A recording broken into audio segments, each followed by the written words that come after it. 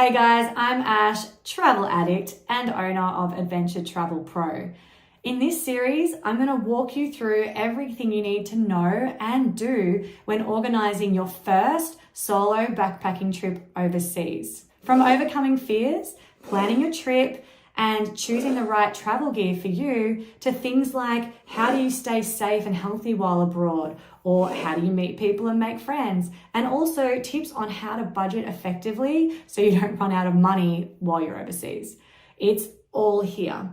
And I'm so looking forward to holding your hand throughout the entire journey of organizing your trip end to end. Now, if you're a first-time solo traveler, you're in luck. I want to give you access to our free solo travel starter pack. This pack includes access to our 5-day solo travel bootcamp mini course and also our free solo travel checklist, where I outline the 10 crucial steps you should follow when organizing your first backpacking trip. And it's all for free. Just sign up via the link below and we can get you started. Now let's jump straight into the video.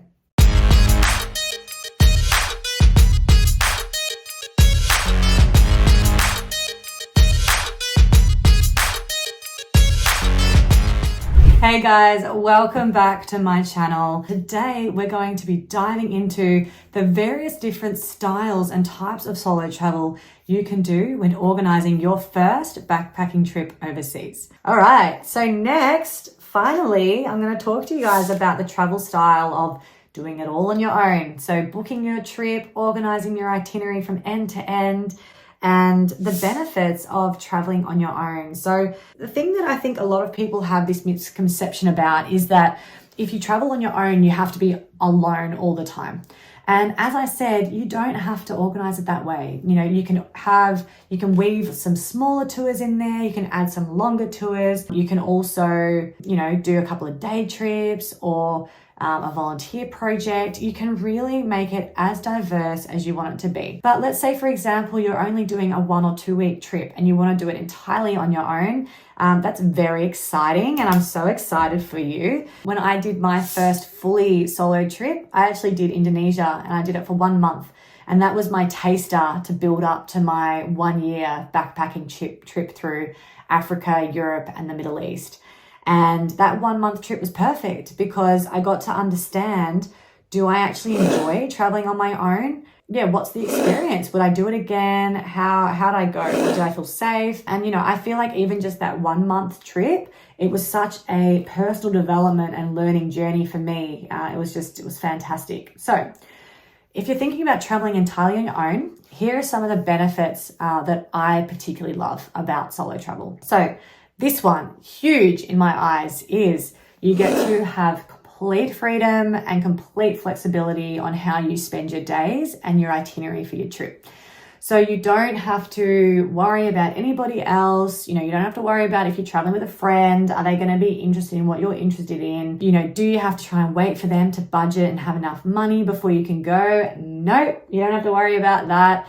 If you don't want to go out and eat lunch like every meal in your trip, and they do, again, you don't have to worry about that. You can completely organize your days based on your emotions, how you feel, and what you want to do. So I love it. Like sometimes I'll wake up and I'm tired, bro. Like I just need a rest. I need to just have time in my jammies in bed, just to mend, relax, and just rejuvenate.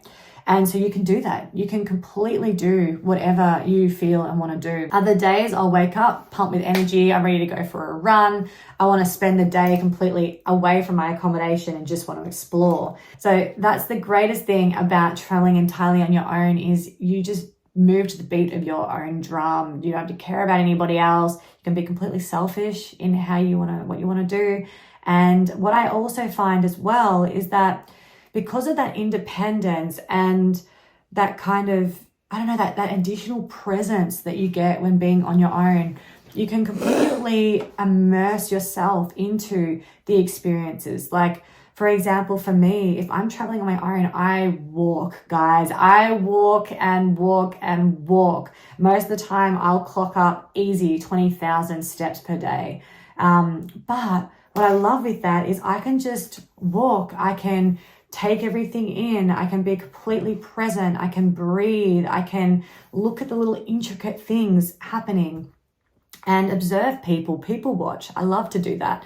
And you just get to fully take in your environment and your surroundings.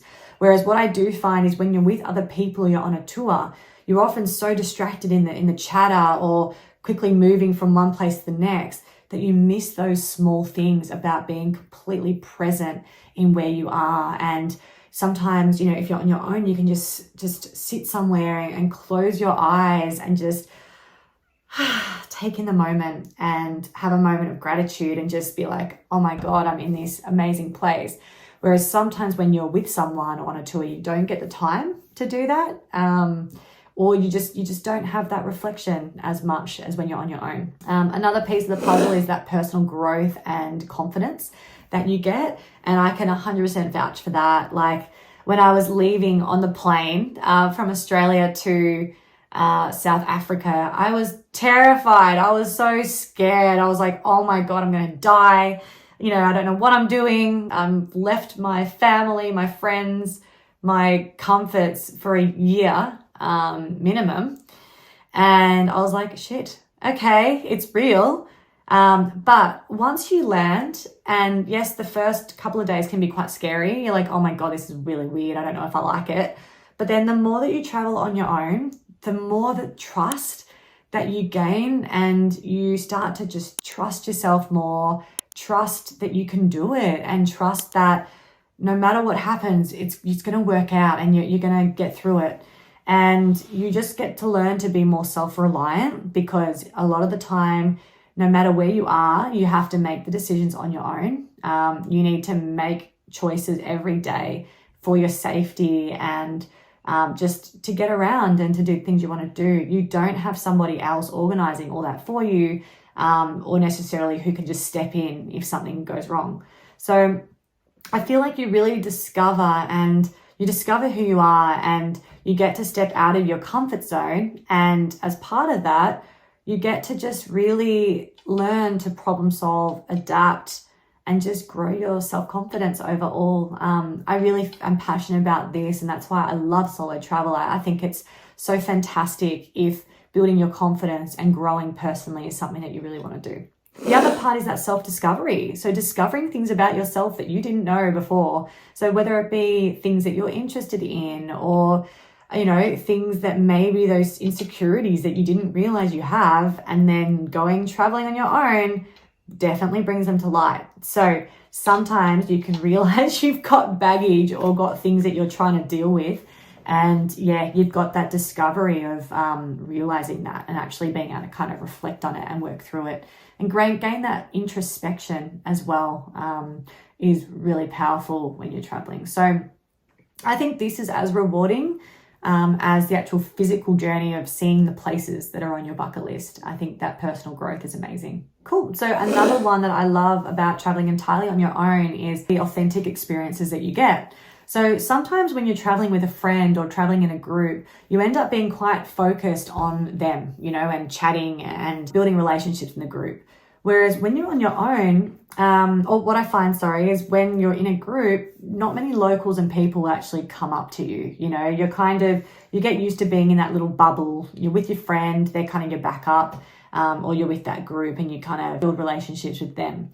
When you're on your own, you are more approachable. You know, people will come up to you, locals will talk to you, and you get that more authentic experience of actually putting yourself outside your comfort zone to meet locals and chat to other people that you haven't met before.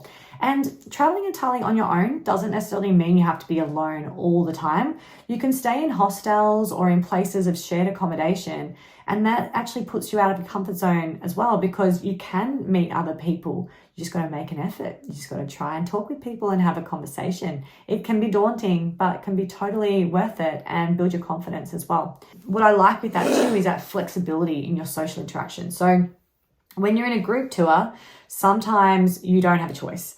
You might be people in that tour that you don't like, you don't really resonate with, or maybe you're not feeling their vibes. Or maybe you're an introvert and you just like to have your own time from time to time. That's definitely me. So, being able to choose when you want to interact with people and when you don't can be really, really powerful and comforting. So I know for me, some days I'm definitely feeling more outgoing than others, where I'm wanting to meet people and chat to people and hear about what they have to say and about their trips.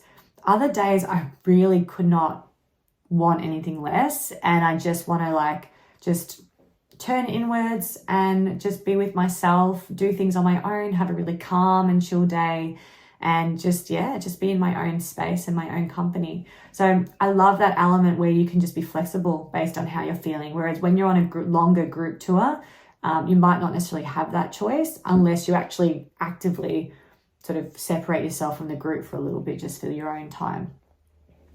Another thing that I think is really advantageous with traveling entirely on your own is from a budgeting perspective.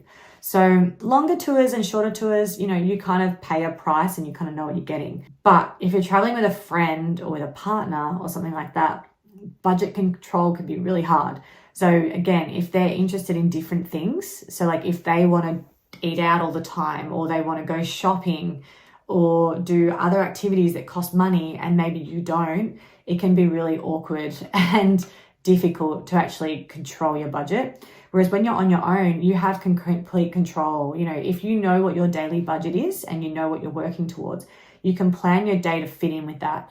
I do find that the more people you add into the mix, the harder it actually gets to kind of control that.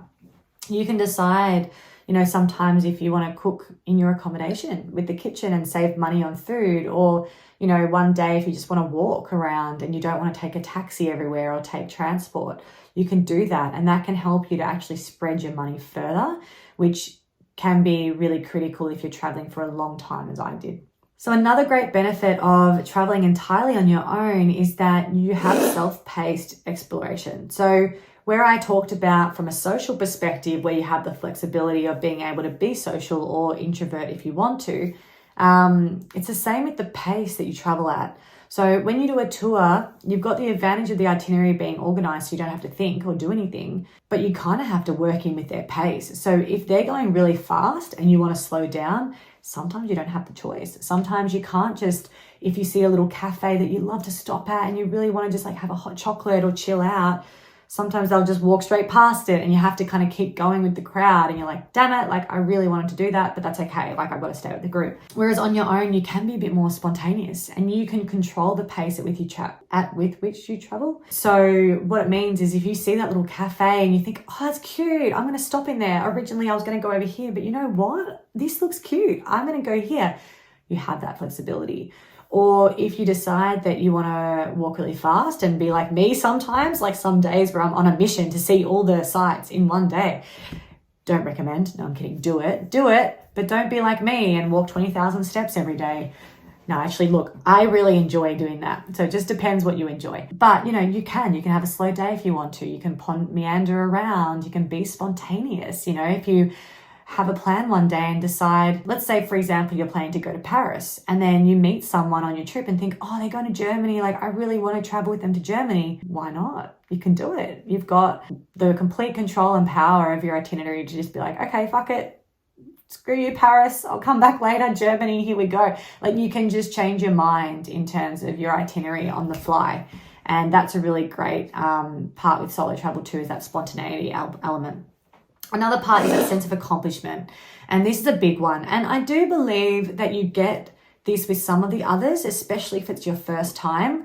But I don't think any of them can compare to when you actually do a big trip on your own and you make it to the end and you compare the person you were at the start of your trip compared to who the person you are by the end.